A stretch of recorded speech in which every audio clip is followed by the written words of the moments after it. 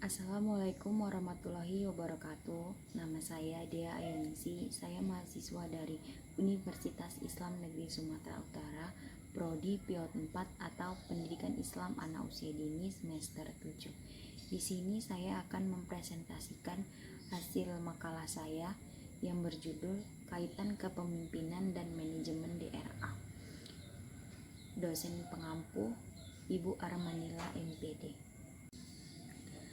Segala puji bagi Allah yang telah memberikan limpahan rahmat-Nya sehingga saya dapat menyelesaikan video makalah yang berjudul Kaitan Kepemimpinan dan Manajemen DRA.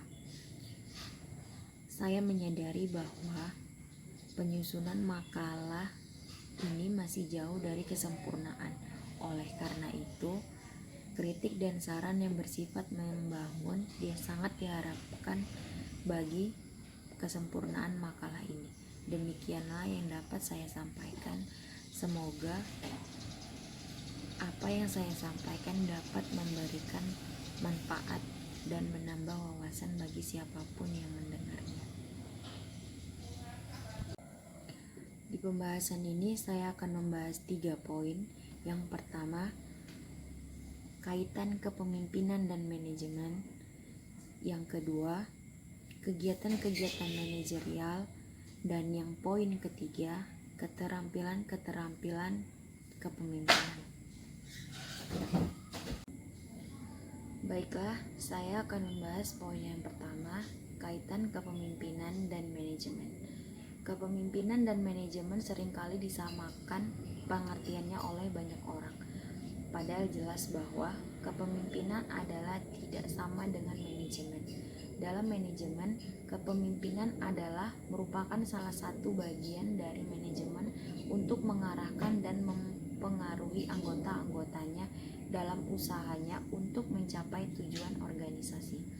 Jadi, manajemen selalu berkaitan dengan organisasi apapun bentuknya, apakah organisasi pemerintah, usaha, sosial, dan kemasyarakatan. Kepemimpinan atau leadership tidak hanya ada dalam lingkungan organisasi, tetapi dapat muncul dan ada di mana saja dan kapan saja. Sepanjang ada seseorang yang berusaha mengarahkan dan mempengaruhi perilaku orang lain untuk mencapai tujuan tertentu. Kaitan kepemimpinan dan manajemen ini dapatlah dikatakan bahwa kepemimpinan dalam kaitan ini mewadahi manajemen, dan manajemen adalah pembuktian bagi aktualisasi pelaksanaan kepemimpinan atau praksis kepemimpinan dari 7 aspek. Dengan demikian, dapatlah dikatakan bahwa manajemen membuktikan kepemimpinan sedang terlaksana, karena kepemimpinan hanya berjalan dengan adanya pelaksanaan manajemen. Yang kedua, pemimpin dan manajemen. Kaitan pemimpin dan manajemen dapat dilihat dari 2 sudut pandang. Yang pertama, dari perspektif posisi tugas, seorang pemimpin puncak atau top leader dapat disebut sebagai manajer puncak atau manajer eksekutif.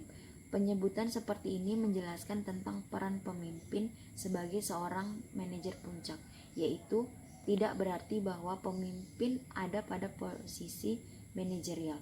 Yang kedua, dari perspektif hubungan pelaksanaan kepemimpinan, telah dikatakan bahwa tatkala seorang pemimpin melaksanakan upaya memimpin, sesungguhnya ia sedang melaksanakan tindakan melaksanakan manajemen. Yang keempat, administrator dan manajemen dalam kepemimpinan. Administrator yang telah dijelaskan sebagai pelaksana tugas-tugas khusus kepemimpinan adalah ujung tombak dari tugas manajemen. Sebagai ujung tombak kepemimpinan, administrator adalah pelaksana tugas kepemimpinan pada aras operasional.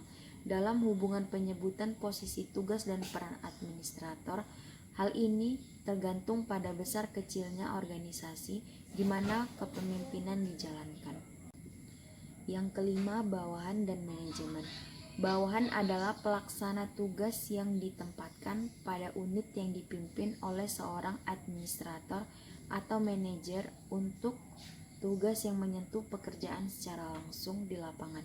Dalam hubungan manajemen, Para bawahan akan selalu ditempatkan pada suatu unit tugas yang menyentuh pekerjaan secara langsung.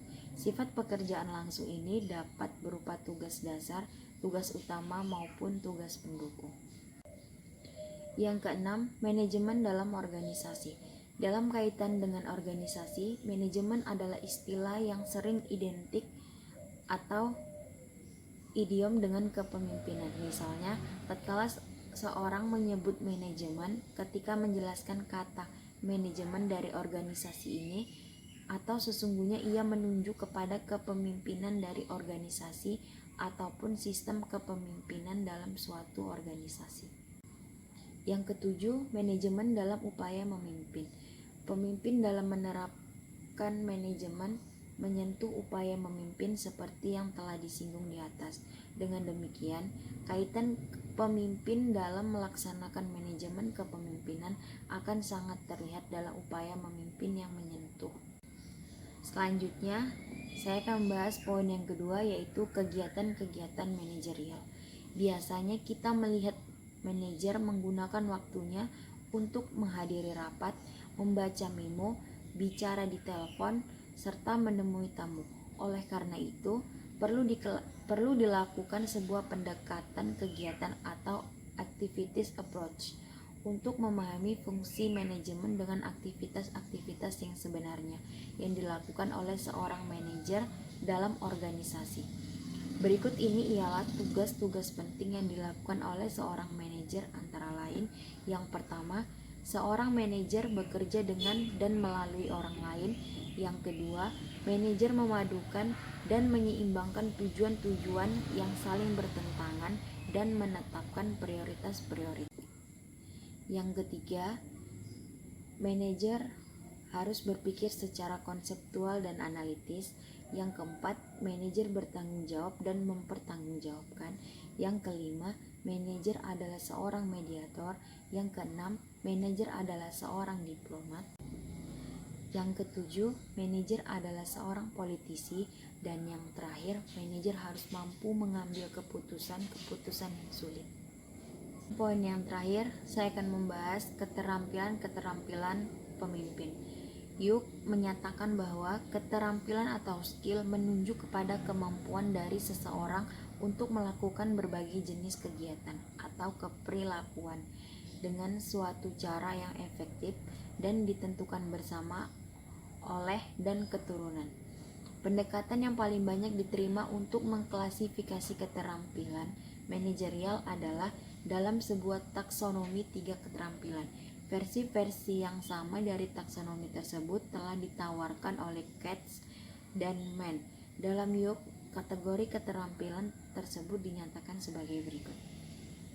Yang pertama, keterampilan teknis atau technical skill, yaitu berupa pengetahuan mengenai metode, proses, prosedur, dan teknik melakukan kegiatan bisnis. Yang kedua, keterampilan untuk melakukan hubungan antar pribadi atau interpersonal skill, berupa pengetahuan manusia dan proses-proses hubungan antar pribadi. Menurut Barrier, keterampilan ini yaitu melalui komunikasi, akuntabilitas atau pertanggungjawaban, dan dapat dipercaya. Ketiga, keterampilan konseptual atau conceptual skill, yaitu kemampuan analitis umum, berpikir nalar, dan kepandaian dalam membentuk konsep.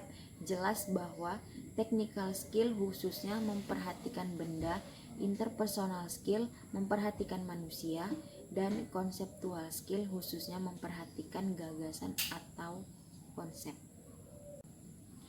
Yang keempat, keterampilan komunikasi, yaitu keterampilan berinteraksi baik dengan banyak orang, disebut juga keterampilan kemanusiaan.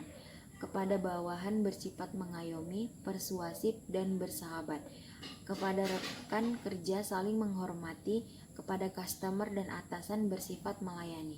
Manajer berkomunikasi dengan baik kepada semua orang, men-share visinya, dan membuat semua orang menjadi tim sukses visi tersebut. Yang kelima, keterampilan manajemen waktu. Seorang manajer digaji besar. Setiap menit begitu berharga untuk perusahaan.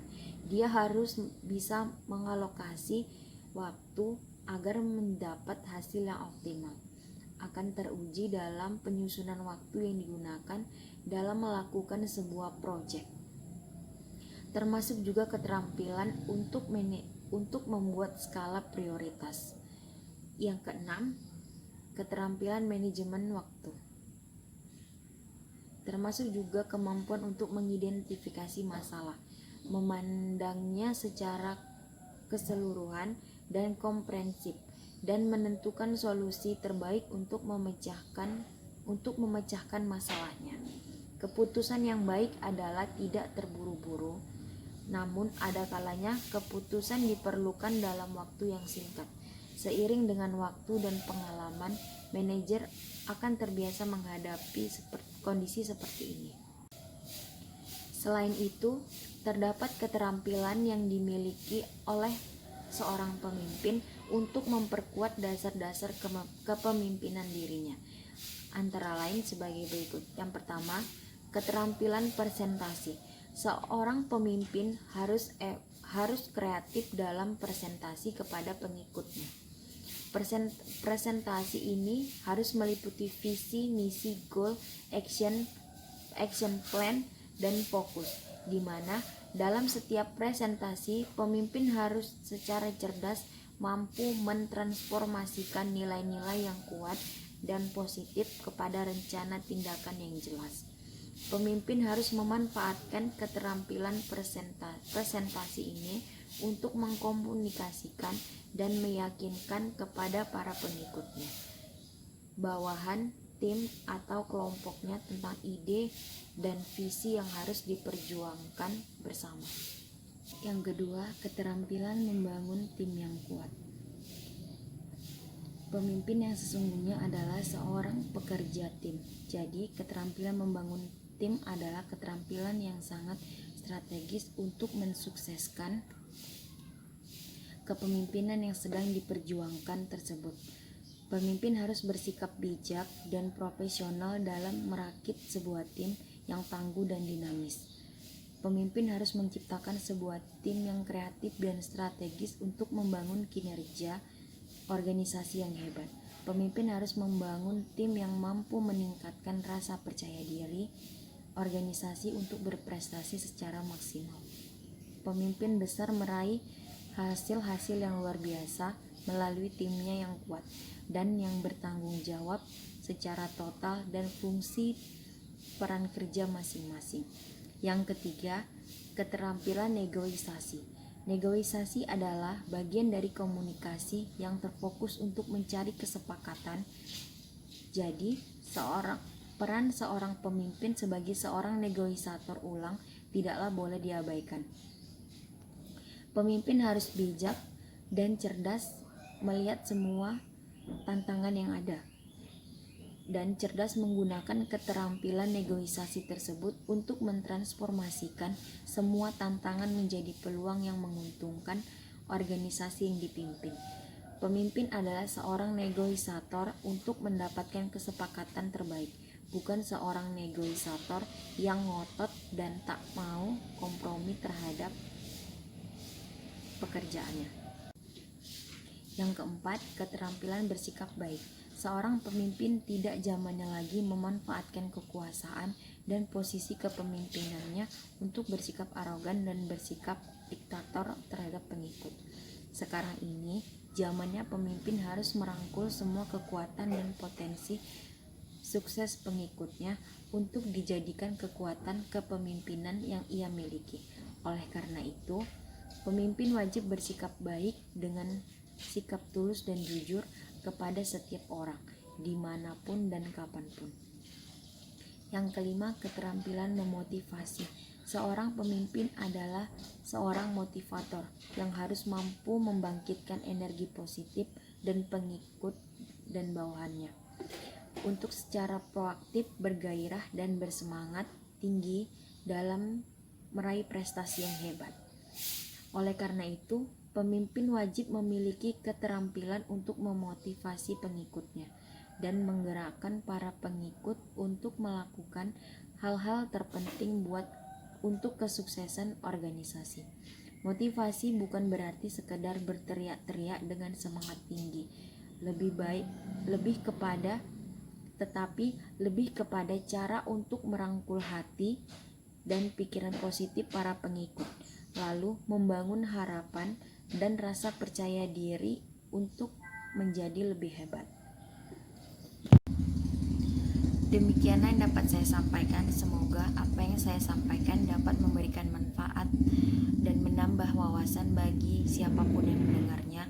Dan saya memohon maaf apabila terdapat kesalahan kata-kata atau kesalahan pengucapan dalam pengucapan saya. Sekian dan terima kasih. Assalamualaikum warahmatullahi wabarakatuh.